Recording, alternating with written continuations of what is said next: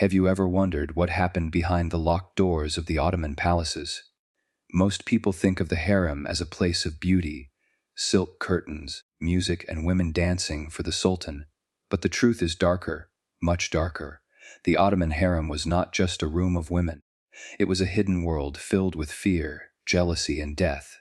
It was a place where one mistake could cost you your life, where whispers were more dangerous than swords, and where even the most powerful men in the empire were sometimes controlled by women in the shadows.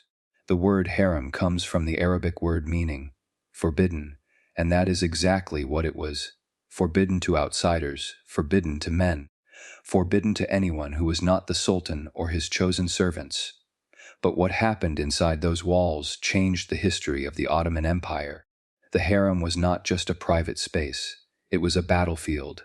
Women fought for survival, for love, for power, and for their children's lives.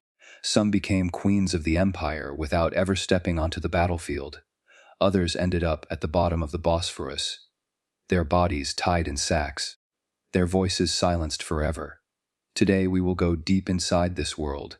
We will uncover the darkest secrets of the Ottoman harem, secrets that shocked the world when they were revealed, secrets that still haunt history books, and secrets that show us how dangerous life could be, even inside a palace of gold.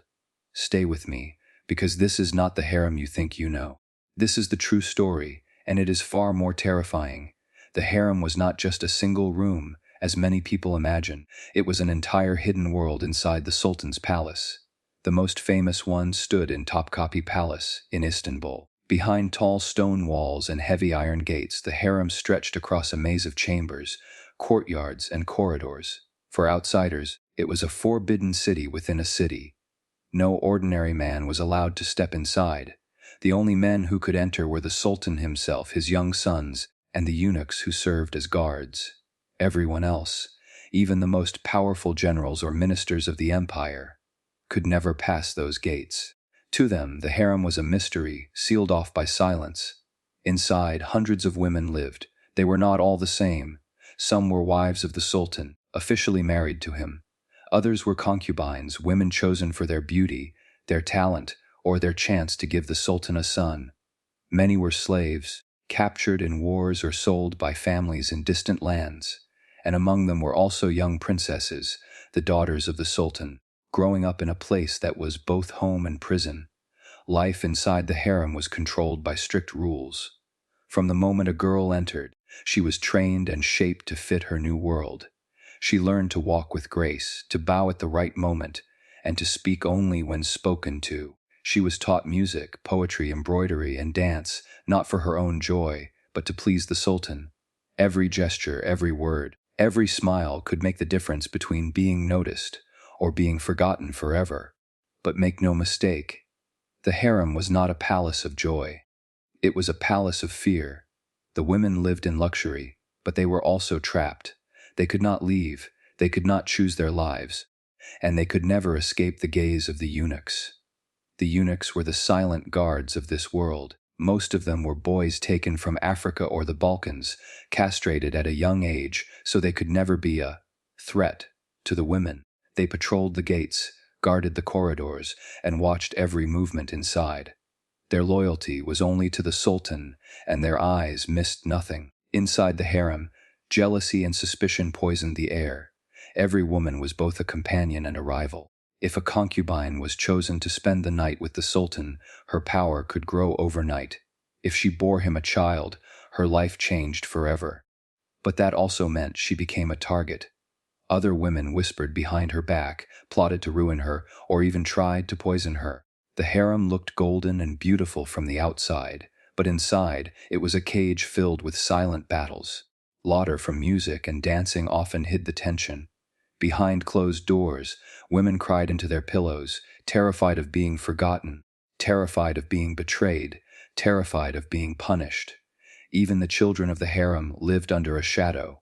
The daughters were raised with care, but their futures were often sealed through arranged marriages.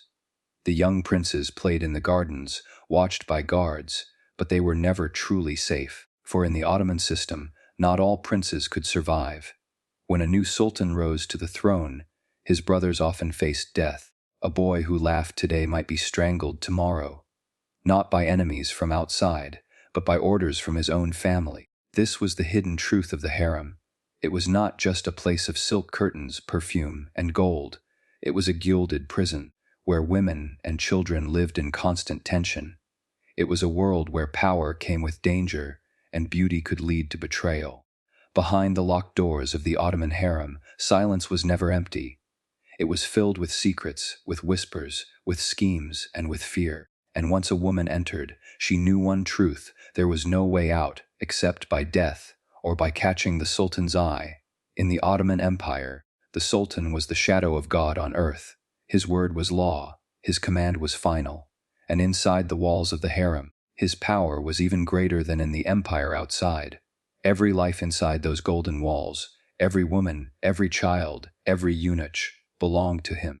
The harem was his kingdom, and he ruled it with silence, mystery, and absolute control. When the Sultan walked through the gates of the harem, the entire palace froze. Concubines lowered their eyes, eunuchs bowed deeply, and even the most powerful queen mothers softened their voices.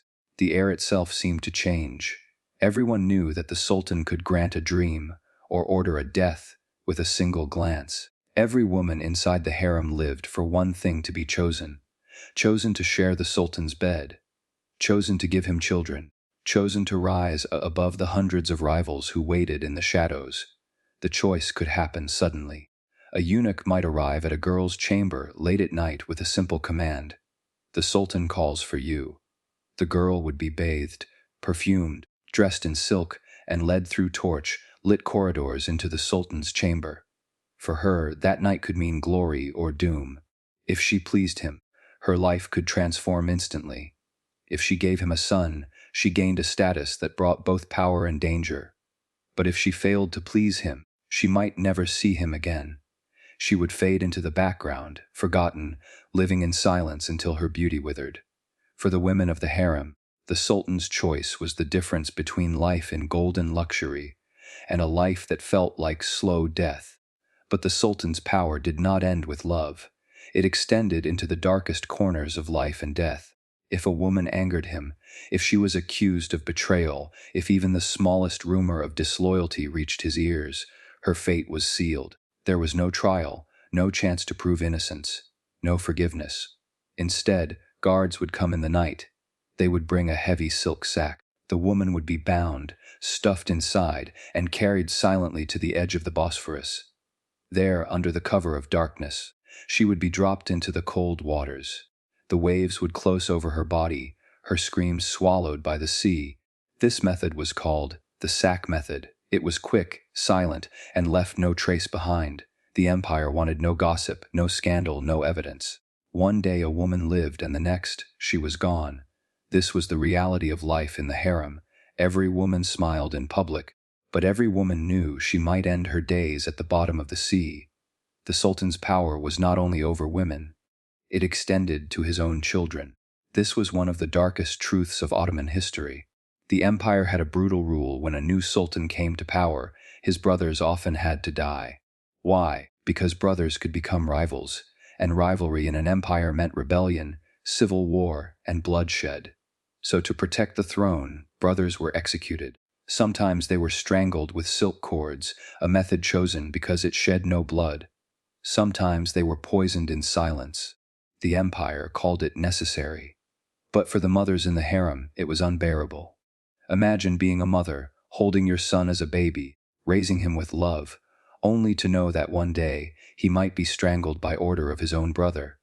And imagine the fear of a young prince, playing in the gardens of the harem, knowing that if his older brother became sultan, his own life might be short. This practice of fratricide created endless terror in the harem. It was not only outsiders who feared the sultan's power. Even his own blood lived under the shadow of death. The sultan rarely shouted. He did not need to. His silence was enough. His glance alone could decide a person's fate. Concubines prayed for a smile, a nod, or a kind word. But if the sultan turned his face away, that was the end. She was finished. Eunuchs feared his displeasure, for a mistake in guarding the harem could mean punishment, exile, or death. Even the Valide Sultan, the queen mother herself, walked carefully in his presence, for though she was powerful, his authority was absolute. The Sultan was like the sun. Those who were close to him shone brightly, but those who lost his favor were cast into shadow, where life quickly withered away. The harem was filled with jewels, silks, and music, but for most women, it was also a prison. They had no freedom to leave. Their every move was controlled. Even their dreams belonged to the Sultan. Some women longed for love but found only fear. Others longed for safety but lived in constant danger. And for many, the question was not whether they would die, but when and how. The Sultan held the keys to every locked door. He decided who would rise and who would fall. He decided which child would live and which child would never see manhood. He decided whose body would lie at the bottom of the Bosphorus. Inside the harem, there was no escape from his power. Every heartbeat, every whisper, every breath belonged to him. The world outside the palace saw the Sultan as a ruler, a conqueror, a man of glory. But inside the harem, he was something else. He was both a god and a monster. He gave life, and he took it away, and no one, not wife, not concubine, not even his own son, was safe from his will. This was the true power of the Ottoman Sultan, not just the power to rule an empire, but the power to decide at any moment who would live and who would die. In the Ottoman harem, one woman stood above all others. She was not the youngest. She was not the most beautiful. She was not even the Sultan's wife. She was his mother, the Valide Sultan. The title, Valide Sultan, meant Queen Mother, and with that title came enormous power, power that could rival even the Sultan himself. When a prince became Sultan, his mother's life changed forever. She moved into the largest, most luxurious apartments in the harem. She commanded an army of servants, maids, and guards, and more importantly, she gained access to the Sultan's ear, the one voice he would always listen to. The Queen Mother was not just respected, she was feared. Every concubine knew that without the Valide Sultan's approval, she had no chance of seeing the Sultan. Every eunuch knew that a single mistake reported to her could cost him his position, or even his life. The Valide Sultan was like the hidden hand that moved the pieces on the chessboard of the empire, and everyone inside the harem, from the lowest servant to the highest wife, was her pawn. The Queen Mother's greatest weapon was control of the Sultan's private life. She decided which concubine would be chosen to spend the night with him. She could promote one girl and destroy another with a single order. If she favored a woman, that woman's future was bright. If she disliked her, the woman's days in the harem were numbered. Some queen mothers even poisoned rivals who threatened their influence. Others simply arranged for them to disappear. One day, a young woman would be seen laughing in the courtyard. The next day, she was gone, never to be mentioned again. The harem was a place of beauty, but under the surface it was a battlefield, and the Valide Sultan was its general. For nearly a century, the Ottoman Empire was shaped not just by men with swords, but by women with whispers. This period is known in history as the Sultanate of Women. During this time, Valide Sultans ruled the empire from behind the curtains of the harem. They decided wars, alliances, and the fate of nations, all while hidden from public view. One of the most famous was Keo Sem Sultan. She was the mother of multiple sultans, and her influence stretched across decades. She placed her sons on the throne, removed rivals, and even ruled as regent when her child was too young. But her story ended in darkness. She was strangled in her own chambers by rival factions inside the palace. Even the most powerful queen mother was not safe from the deadly politics of the harem. Another powerful queen mother was Hurrem Sultan, also known as Roxolana. She began as a slave, but she became the legal wife of Sultan Suleiman the Magnificent, a rare honor. As Valide Sultan, she was a master of politics. She placed her children in key positions, removed her rivals, and helped shape Ottoman policy for years. These women were never seen leading armies, but their whispers were sometimes more powerful than cannons. The Valide Sultan's influence often carried a darker edge. If a concubine became too close to the Sultan, she might suddenly fall ill. If a rival prince seemed too dangerous, he might be quietly removed. If a eunuch betrayed her, he might vanish into the night.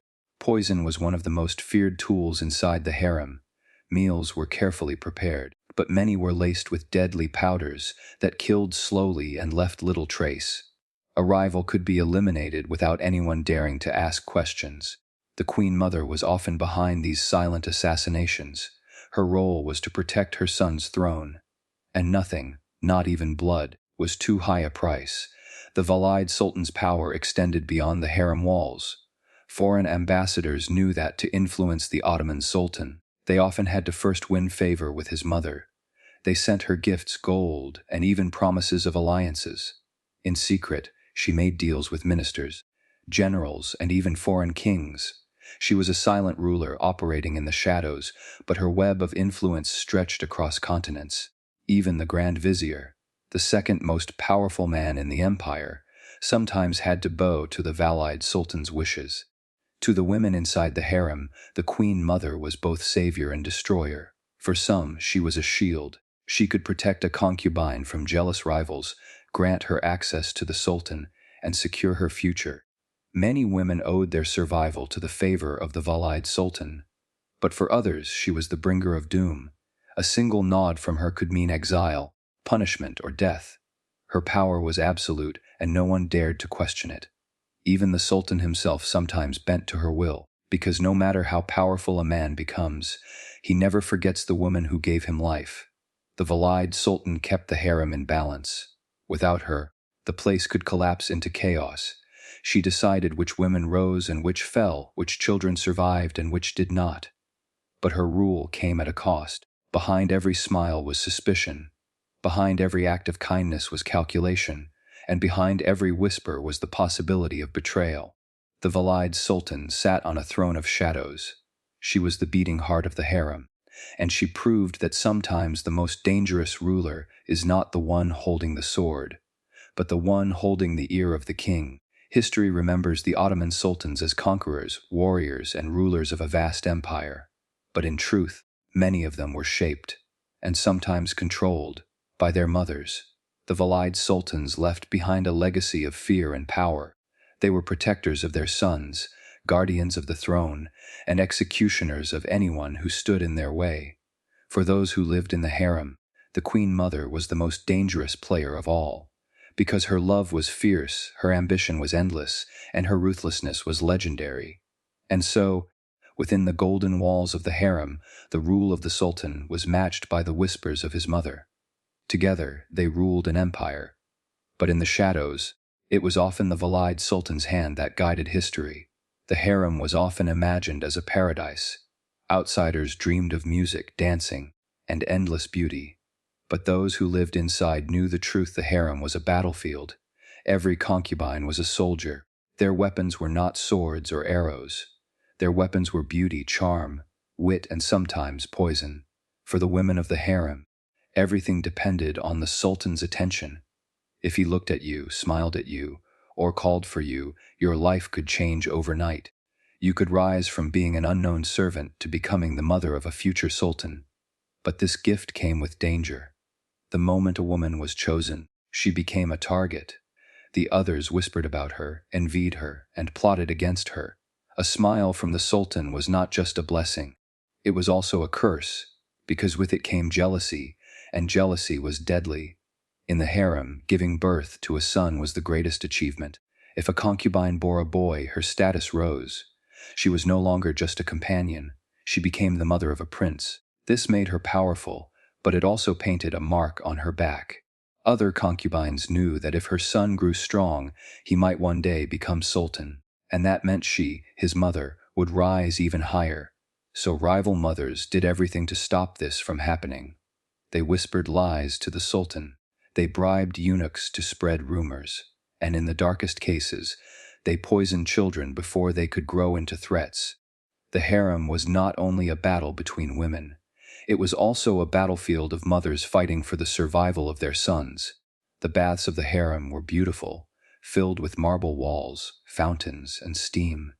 But beneath the sound of flowing water, whispers of jealousy filled the air. Here, women gossiped about each other. One might laugh about another's fading beauty.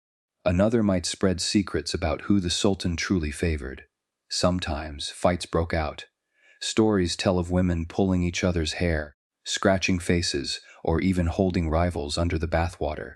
A single bath could turn from luxury into a battlefield of claws and screams. The steam carried not only the scent of roses, but also the heavy tension of rivalry. Poison was the most feared weapon of the harem. It was silent, invisible, and left few traces. A single drop in a cup of sherbet, or mixed into a sweet cake, could end a life overnight. Concubines suspected their food daily. Some refused to eat meals prepared by rivals. Others relied on eunuchs they trusted to test their drinks before sipping. But even the most careful women sometimes failed. Many deaths inside the harem were explained as sudden illness.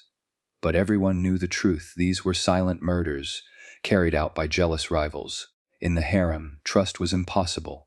Even your closest friend might one day place poison in your cup. To survive, concubines formed alliances. Groups of women supported each other, sharing secrets and guarding one another's backs. But these alliances were fragile. Loyalty lasted only as long as it was useful. One day, an ally could protect you. The next day, she might betray you if it meant rising closer to the sultan. Even sisters in the harem sometimes turned on each other. Blood ties meant little when power was at stake. The harem turned friends into rivals, and rivals into enemies. Every girl in the harem was trained to be beautiful. They wore silk gowns, jewels, and perfumes. They painted their faces and styled their hair in ways meant to catch the sultan's eye. But beauty was dangerous. If you shone too brightly, the queen mother might see you as a threat. If the sultan loved you too much, other women might plot your downfall. Some concubines even tried to ruin each other's beauty. They mixed harsh chemicals into face creams. They burned hair with boiling water. They spread rumors that a woman had lost her looks even if she hadn't. In the harem, beauty was power, but also a trap. Every night, concubines went to sleep wondering what the next day would bring. Would the sultan call for them? Would they rise higher than ever before? Or would they wake to whispers of betrayal, find poison in their food, or hear the footsteps of guards coming for them in the dark? The walls of the harem glittered with gold, but they echoed with fear. Behind every smile was suspicion. Behind every laugh was jealousy. And behind every gift was a hidden blade. The harem was called a paradise by outsiders, but for the women inside, it was a golden battlefield. Every look, every gesture, every word mattered. One wrong move could lead to exile or death. To survive, concubines needed not only beauty, but also cunning. They needed patience, loyalty, and luck. And even then, nothing was guaranteed. Because in the harem, jealousy was stronger than friendship, and rivalry was deadlier than any sword. And so, the harem became a world where women lived like queens but feared like prisoners, where every day was a silent war, and every night carried the possibility of betrayal. This was not a paradise of love and music. This was a cage of gold, filled with whispers, poison, and endless jealousy. The Ottoman harem was a place of beauty, but it was also a place of rules. Rules that could never be broken.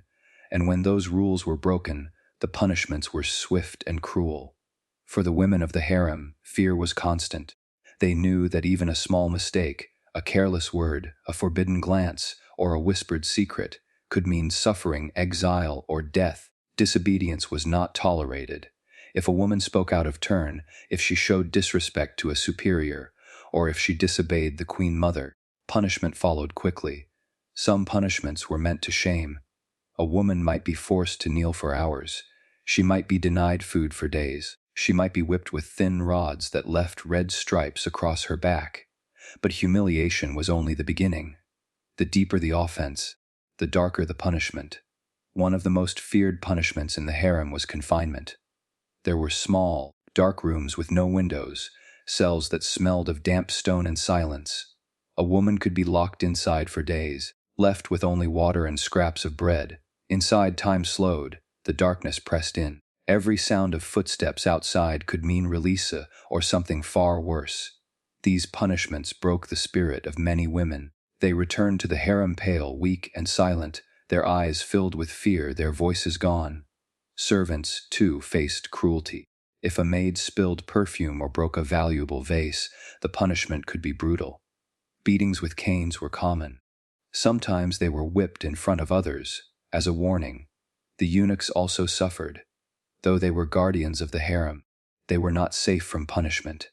If they failed in their duties, if a letter was lost, if a rival concubine slipped through their watch, or if they angered the queen mother, they were beaten, exiled, or even executed. The harem was a place of power, but also a place of constant terror. The cruelest punishment of all was execution, and in the harem, executions were carried out in silence. The most infamous method was drowning. When a woman was condemned, guards would come in the night. They would bring a heavy silk sack. The woman was bound, gagged, and placed inside. Then she was carried to the waters of the Bosphorus, just beyond the palace walls. There, under the cover of darkness, she was thrown into the waves. The sack sank quickly, her cries muffled, her life ending in the cold depths. This was known as the sack method. It was quiet. It left no blood.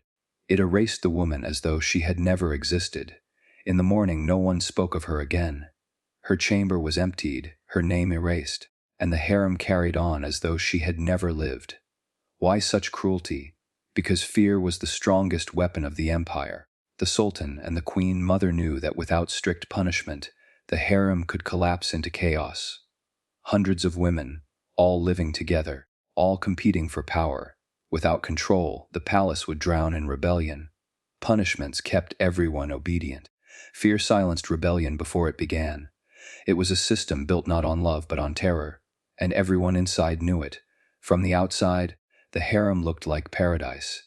Marble courtyards, glittering jewels, golden furniture, and music drifting through the halls. But for the women inside, it was a golden prison. They lived in fear of punishment at every moment. They smiled by day, but by night they whispered prayers that the guards' footsteps would not stop at their doors. Because inside the harem, one mistake could erase your name, your life, and your place in history. The punishments of the Ottoman harem left scars that history cannot forget. They remind us that behind the beauty of silk curtains and gold walls, there was always the shadow of fear. The harem was not a place of freedom, it was a place of control. And punishment was the chain that bound every woman, every servant, and every child inside those locked gates.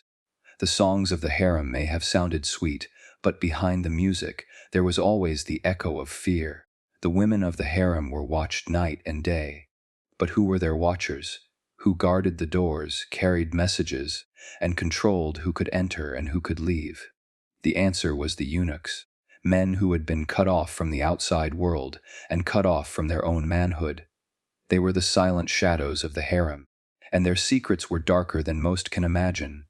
Eunuchs were men who had been castrated, often as children. Many were taken as slaves from Africa or Eastern Europe. They were sold to the Ottoman court, where their bodies were changed forever. This cruel act was done to make them safe around the women of the harem. But it also made them something else, outsiders. They belonged nowhere but the palace. They had no families, no children, no legacy. All they had was duty, and their duty was to guard the most secret place in the empire. The eunuchs were the gatekeepers of the harem. They guarded the doors so that no man could enter. They escorted concubines through the palace. They delivered letters, jewels, and commands. They controlled who could see the Sultan. Even the most beautiful concubine could not approach him without a eunuch opening the way. This gave them quiet power. Though they were slaves, they could decide the flow of life inside the harem. They could delay a message, hide a letter, or whisper a secret to the Queen Mother. And these choices could decide life or death. The most powerful eunuchs were the black eunuchs, taken mostly from Africa. They were placed closest to the Sultan and the Valide Sultan. At the top of them all stood the chief black eunuch, known as the Kislar Aga. He was one of the most powerful men in the entire empire. Though he could never sit on a throne, he had the Sultan's ear. He decided which concubines entered the Sultan's chambers. He carried messages between the Sultan and his mother. He even controlled access to the Sultan's children. The chief eunuch was the invisible bridge between the harem and the outside world. And nothing happened inside those golden walls without his knowledge. The eunuchs were always listening. They heard the whispers of concubines in the baths. They overheard the arguments of jealous mothers. They carried trays of food and saw which hands shook with fear. Because of this, they knew everyone's secrets. They knew who loved whom. They knew who plotted against rivals. They knew which women cried at night and which women whispered plans of revenge. The eunuchs were like shadows that saw everything, but spoke only when it suited them. The price of betrayal, of course. With great knowledge came great danger. If a eunuch betrayed the wrong person, he could be killed instantly. Many eunuchs were strangled with silk cords for disobedience. Others were exiled far from the palace, stripped of their positions. But the clever ones survived. They played both sides, feeding information to the Valide Sultan while keeping the Sultan's trust. They thrived in the dangerous game of palace politics. In many ways, they were the real eyes and ears of the empire. The eunuchs also held another secret. They controlled networks outside the palace. Merchants, spies, and foreign ambassadors sometimes bribed them for information. Through letters and hidden signals, eunuchs passed secrets that could change the fate of nations.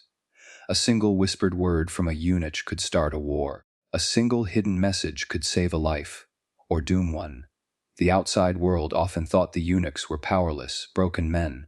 But inside the palace, they were the ones who knew everything, and knowledge was the sharpest weapon of all. Still, not all eunuchs were traitors or schemers. Many were deeply loyal to the Sultan. They saw themselves as guardians of the dynasty. They raised the princes, carried the Sultan's children, and even died protecting them. Some eunuchs became father figures to the young boys of the palace. They taught them manners, history, and loyalty. They stood by them until the day they became men, or sultans. This loyalty was real. But it was always mixed with fear, because loyalty alone could not protect them if they ever lost favor. In the end, the eunuchs lived in shadows.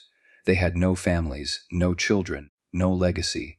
What they left behind were secrets, secrets whispered into the right ear, or buried forever in silence.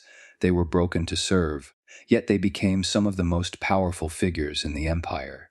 They lived lives of silence, yet their whispers could shape the destiny of the harem, and sometimes the destiny of the entire Ottoman world. Behind every locked door, behind every silken curtain, there was always a eunuch standing in the shadows, watching, listening, waiting, and guarding secrets that history still struggles to uncover. For centuries, the harem was the hidden heart of the Ottoman Empire. It shaped sultans. It destroyed rivals. It whispered behind golden walls while the empire rose and fell outside its gates. But nothing lasts forever, and even the harem, with all its jewels, silks, and secrets, could not escape its own downfall. By the 17th and 18th centuries, the Ottoman Empire was weakening. Wars drained its armies, trade routes shifted, and Europe began to grow stronger, more modern, and more dangerous. Inside the harem, the same old rivalries continued. Concubines plotted. The queen mother whispered. The eunuchs listened. But outside the palace, the world was changing fast, and the golden prison of the harem began to look more and more like a relic of the past. The Valide Sultans still tried to rule from behind the curtains, but their power was no longer as strong. The empire was too large, too complicated, and too troubled. Some concubines still rose to power, but fewer and fewer mattered to the fate of the empire. The Sultan's word was no longer as absolute. Foreign governments pressured him. New ideas of freedom and equality spread through the empire.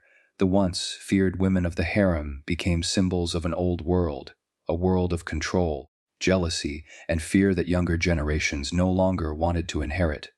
By the 19th century, cracks appeared in the harem's golden walls.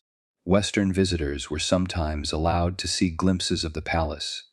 They wrote books and articles about what they saw, describing the women, the eunuchs, and the strange customs of this hidden world. Some stories were exaggerated, others were true. But together, they revealed to the outside world that the harem was not a paradise, it was a prison. This shocked Europe, and it embarrassed the Ottoman leaders who were trying to modernize their empire. Slowly, the power of the harem faded. In 1909, Sultan Abdul Hamid II, the last great ruler of the old empire, was overthrown. With his fall, the harem lost its protector. The palace became a shadow of its former self. The women were released, some married, some vanished. Others struggled to survive in a world that no longer feared them. By 1923, when the Ottoman Empire finally collapsed and the Republic of Turkey was born, the harem was gone. The Golden Gates were closed forever. What had once been the most secret and feared part of the empire became nothing more than memory. But the shadow of the harem still lingers. Its stories of jealousy, cruelty, and power still echo through history.